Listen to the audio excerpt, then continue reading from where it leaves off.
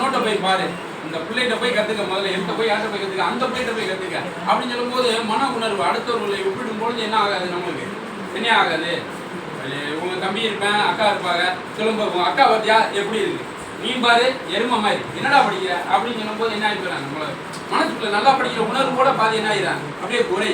அது மாதிரி சில ஆசிரியர்கள் பேசுவா, ஆனால் ஆசிரியர்களுக்கான பொறுப்பு ரொம்ப முக்கியமானது அப்படிங்கிறதையும் அந்த கதையில் சொல்லியிருக்கு. ஆசிரியருங்கிறது மாணவர்களை அப்படியே வார்த்தெடுக்கக்கூடியவர்கள், எல்லா வழியிலையும் அவர்கள் குழந்தைன்னா அப்படித்தான் இருப்பான். மேடையில் பேசும்போது யார் ஐயா சாலமன் பாப்பையா பேசக்கூடிய உடைநிலத்தை அப்படித்தான் இருப்பாங்க அப்படின்னு சொல்லுவார். சரியா, அப்போ குழந்தைன்னா அப்படித்தான் இருப்பான். எழுதும் போது அதே மாதிரி அந்த கதையில் சொல்லியிருப்பாரு, ஒரு பள்ளிக்கூடத்துக்கு 8ஆம் கிளாஸ் முடிச்சுட்டு நாச்சியாவோட பள்ளிக்கூடத்துக்கு போகும்போது அங்கே போனோன்னே என்னன்னு சொல்லுவாங்க, படிவம் போட்டு பண்ண சொல்லுவாங்க.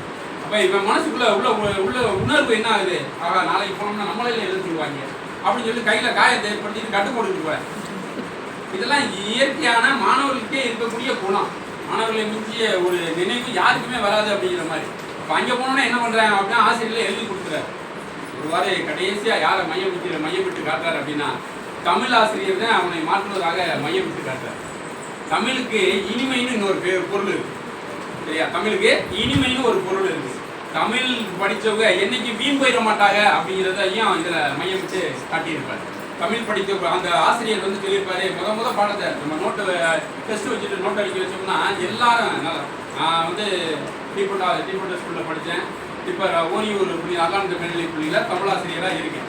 நான் மேக்ஸ் ஆசிரியர் கேட்டால் பயந்துடுவேன், நான் மேக்ஸ் ஒழுங்காக செய்ய மாட்டேன். அப்போ நோட்டு எல்லாரும் அடுக்கும்போது என்ன பண்ணுவேன், நல்லா படிக்கிறவன் எப்போ வேணாலும் எடுக்குவேன், நல்லா படிக்காதவன் என்ன பண்ணுவேன் அப்படின்னா கீழே தள்ளி விடுவான், கொஞ்சம் நேரத்தில் நம்மளை திருத்தி வரக்குள்ள பெல் அடிச்சிடறேன் அப்படிங்கிற உணர்வு நம்மளுக்குள்ள இருக்கும்.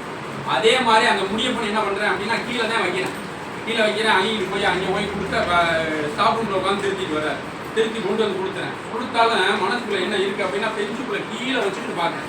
அதனால் ஒரு குழந்தையோடு இருந்தால் மட்டும்தான் அந்த மாதிரி யோசிச்சு எழுத முடியும். அப்போ கீழே வச்சு பார்க்கும்போது பார்க்குறேன், இவனுக்கே சேஃப் மையை பார்த்தாலே பயமாகவே இருந்துகிட்டே இருப்பேன். ஏன்னா எப்போ பார்த்தாலும் மோசம், நீ நல்லாவே எழுதலை அப்படிங்கிற ஒரு வார்த்தையிலே பார்த்து அவனுக்கு ஜெயிச்சு போனது. இன்னைக்கு என்ன இருக்கான், நன்று மேலும் முயலுக அப்படிங்கிற வார்த்தை அவனை தூக்கி வாரி போட்டான்.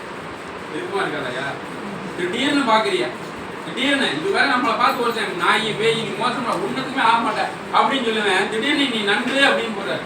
இந்த தேனமை டீச்சருக்கு அந்த பேசுக்கு அந்த வார்த்தையும் நல்லா பயன்படுத்திருக்காரு. சரியா, கடைசி அந்த வார்த்தையை பயன்படுத்திட்டு சொல்லுங்க அந்த இதை பார்க்குறேன் நன்று அப்படின்னு பார்த்து முத்தம்லாம் கொடுத்துக்கிறேன். ஏன் முதல் பரிச்சம் அப்படின்னு சொல்லிட்டு ஒரு தம்பி பேசியிருப்பாரு. அந்த மாதிரி அந்த முத்தம்லாம் கொடுத்துக்கிறேன், தன்னறியாமல் முத்தம் கொடுத்துக்கிறேன். பல பேர் பக்கத்தில் இருக்கேன் பார்க்குறேன், என்னடா ஒரு மாதிரி படிச்சுக்கிறானே, வீட்லேயும் போய் அதே மாதிரி எடுத்து ஓயாமல் பார்க்குறேன்.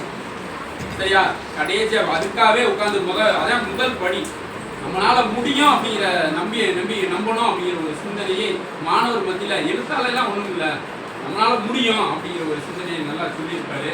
கடைசியாக முடிக்கும் போது சொல்லியிருப்பாரு, இந்த ஆசிரியர் வந்து கடைசியாக முடிவு பண்ணி என்ன மாறி இருப்பேன் அப்படின்னா அந்த மாவட்டத்தில் 10ஆம் வகுப்புல முதல் மதிப்பெண் பெறுவதாக, தமிழ் பாடத்தில் முதல் மதிப்பெண் பெறுவதாக சொல்லியிருப்பேன். முயற்சி கட்டாயமாக எல்லாரும் சோமலை நினைவு கிளை நூலகம் வந்து உங்களையெல்லாம் நான் பிறந்ததும் சிவகங்கை மாவட்டம்.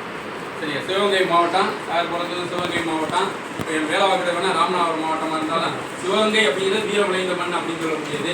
அதுலேயும் நானும் கிராமத்தில் படித்தோம், எங்களுக்கெல்லாம் இந்த மாதிரி நூலகம்லாம் இல்லை, ஓடி அரசு பள்ளியில் படித்தோம். உங்களுக்குலாம் நல்ல ஒரு வாய்ப்பு. நூலகத்தையே நான் ஆசிரியர் ஆகி போய் தான் பார்க்குற மாதிரியானது. அழகப்பா கல்லூரி போனதுக்கப்புறம் தான் நூலகத்தையே பார்த்தேன். இப்போ உங்களுக்கெல்லாம் கிராமங்களே இருக்குது, நல்லா பயன்படுத்துங்க. வாய்ப்பு அளித்தமைக்கு நன்றி.